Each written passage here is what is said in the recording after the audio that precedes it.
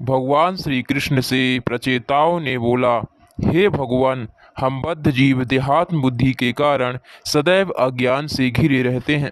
अतः हमें भौतिक जगत के कलेश ही सदैव प्रिय लगते हैं।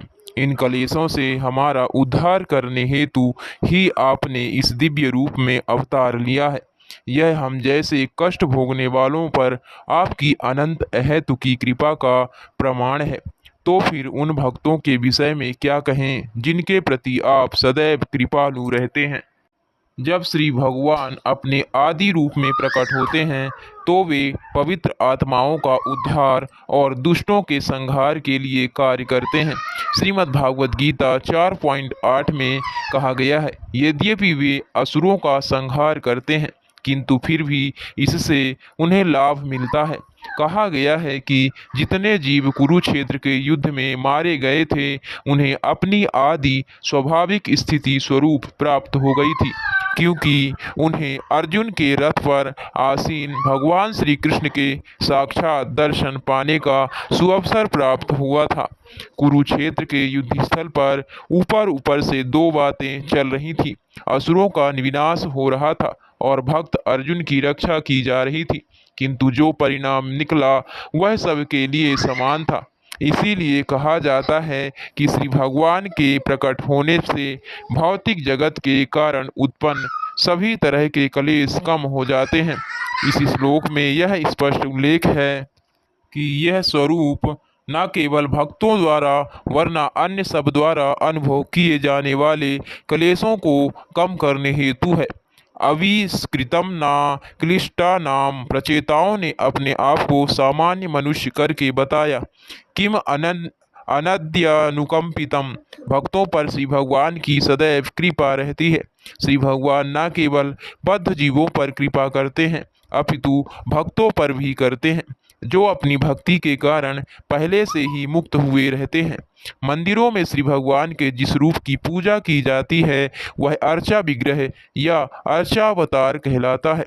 यह सुविधा नव जिज्ञासु भक्तों को दी जाती है जिससे वे श्री भगवान के असली रूप का साक्षात दर्शन कर सकें, अर्चा के रूप में उनको सादर नमस्कार कर सकें तथा यज्ञ कर सकें। ऐसी सुविधाओं से नव जिज्ञासु धीरे धीरे अपनी मूल श्री कृष्ण चेतना का आवाहन करते हैं। नव दीक्षितों के लिए मंदिरों में अर्चा विग्रह की पूजा श्री भगवान का सबसे मूल्यवान वरदान है। फलतः सभी नव जिज्ञासुओं को अपने घर अथवा मंदिर में अर्चा विग्रह अर्चावतार रखकर श्री भगवान की पूजा करनी चाहिए। हे भगवान, आप समस्त अमंगल के विनाश करता हैं। आप अपने अर्चा विग्रह विस्तार के द्वारा अपने दीन भक्तों पर दया करने वाले हैं। आप हम सबको अपना शाश्वत दास समझें। अर्चा विग्रह नामक श्री भगवान का स्वरूप उनकी अनंत शक्तियों का विस्तार है। जब श्री भगवान भक्त की सेवा से धीरे धीरे संतुष्ट हो जाते हैं तो समय आने पर वे भक्त को अपने शुद्ध दास के रूप में अपना लेते हैं। स्वभाव से श्री भगवान परम दयालु हैं, अतः वे नव जिज्ञासु भक्तों की सेवा स्वीकार करते हैं, जिसकी पुष्टि श्रीमद् भागवत गीता 9.26 में हुई है। यदि कोई मुझे भक्ति एवं प्रेम पूर्वक एक पत्ता, एक फूल, फल या जल भी अर्पित करता है तो मैं उसे स्वीकार करता हूँ। भक्तजन अर्चा विग्रह पर खाद्य पदार्थ चढ़ाते हैं जो शाक, फल, पत्तियां तथा जल के रूप में होते हैं। भक्त वत्सल होने के कारण श्री भगवान इन भेंटों को स्वीकार करते हैं। नास्तिक लोग यह सोच सकते हैं कि भक्तजन मूर्ति पूजा में लगे हैं, किंतु वास्तविकता इससे भिन्न होती है। जनार्दन, श्री भगवान तो भाव अर्थात सेवा की प्रवृत्ति को ग्रहण करते हैं। नव जिज्ञासु भक्त श्री भगवान की ऐसी पूजा का महत्व भले ही ना समझें, किंतु भक्त वत्सल श्री भगवान अपने भक्तों को अपनाकर यथा समय उन्हें अपने धाम ले जाते हैं। इस संबंध में एक ब्राह्मण की कहानी है जो अपने मन में श्री भगवान को खीर चढ़ाया करता था। उस ब्राह्मण के पास ना तो धन था, ना अर्चा विग्रह की पूजा करने का कोई साधन था। किंतु उसने अपने मन में इन सब की सुंदर व्यवस्था कर ली थी। अर्चा विग्रह को स्नान कराने हेतु पवित्र नदियों से जल लाने हेतु उसके पास सोने के पात्र थे। वह अर्चा विग्रह को खीर सहित अत्यंत उत्तम भोजन चढ़ाता था। एक बार जब वह खीर चढ़ा रहा था तो उसे लगा कि वह बहुत गर्म है। अतः उसने सोचा कि क्यों ना परख कर देख लूं कि कहीं अधिक गर्म तो नहीं है। जब उसने खीर परखने हेतु अपनी उंगली खीर में डाली तो वह जल गई और इससे उसका ध्यान टूट गया। यद्यपि वह मन से प्रसाद चढ़ा रहा था, किंतु फिर भी श्री भगवान ने उसे स्वीकार कर लिया था। फलतः श्री भगवान ने उस ब्राह्मण को अपने धाम लाने हेतु तुरंत एक रथ भेज दिया। अतः प्रत्येक निष्ठावान भक्त का कर्तव्य है कि वह घर में या मंदिर में अर्चा विग्रह को स्वीकार करे और प्रामाणिक शास्त्रों तथा गुरु के द्वारा निर्देशित विधि से श्री भगवान के स्वरूप की पूजा करे। जब श्री भगवान अपनी सहज दया से अपने भक्त के विषय में सोचते हैं तो उस विधि से ही नवजिज्ञासु भक्तों की सारी इच्छाएं पूर्ण हो जाती हैं। जीव के अत्यंत तुच्छ होने पर भी श्री भगवान प्रत्येक जीव के हृदय में स्थित हैं। श्री भगवान जीव के संबंध में प्रत्येक बात, यहाँ तक कि उसकी समस्त इच्छाओं को भी जानते रहते हैं। यद्यपि हम अत्यंत तुच्छ जीव हैं, फिर भी श्री भगवान हमारी इच्छाओं को क्यों नहीं जानेंगे।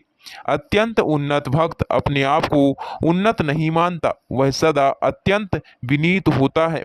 पूर्ण पुरुषोत्तम भगवान अपने पूर्ण विस्तार परमात्मा रूप में प्रत्येक जीव के हृदय में स्थित रहते हैं और अपने भक्तों के मनोभावों तथा इच्छाओं को समझ सकते हैं। वे अभक्तों को भी अपनी अपनी इच्छाएं पूर्ण करने का अवसर प्रदान करते हैं, जिसकी पुष्टि श्रीमद् भागवत गीता में हुई है। तुच्छ से तुच्छ जीव भी जो कुछ चाहता है श्री भगवान उसको अंकित करते रहते हैं और उन इच्छाओं को पूरा करने हेतु उसे अवसर प्रदान करते हैं। यदि भक्तों की इच्छाएं पूर्ण हो सकती हैं तो फिर भक्तों की क्यों नहीं होगी। शुद्ध भक्त बिना कोई भौतिक इच्छा किए बिना केवल श्री भगवान की सेवा में लगना चाहता है।